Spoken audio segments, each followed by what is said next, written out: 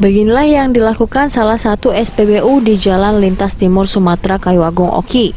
Kendaraan yang masuk dan mengisi bahan bakar di SPBU ini masih dilakukan penyemprotan desinfektan. Bobby, salah satu pengawas SPBU, mengaku bahwa penyemprotan yang dilakukan pihaknya atas perintah pimpinan. Penyemprotan ini dilakukan kepada semua jenis kendaraan yang mengisi bahan bakar di SPBU-nya. Menurutnya, walaupun telah diberlakukan new normal di Kabupaten Oki, namun Kabupaten Oki masih termasuk zona kuning penyebaran COVID-19. Terlebih Jalintim Sumatera Oki merupakan pintu perlintasan provinsi. Untuk itu pihaknya masih terus waspada dan memberlakukan protokoler kesehatan COVID-19 kepada seluruh kendaraan yang masuk ke SPBU ini, seperti menggunakan masker, menjaga jarak, dan menyediakan tempat cuci tangan. Bahkan SPBU ini masih melakukan penyemprotan dengan desinfektan ini dilakukan kepada semua jenis kendaraan yang mengisi bahan bakar.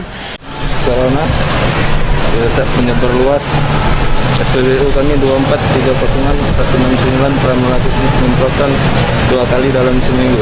Masyarakat pelanggan atau konsumen kami wajib menggunakan masker, menjaga jarak, cuci tangan supaya terhindar dari virus corona.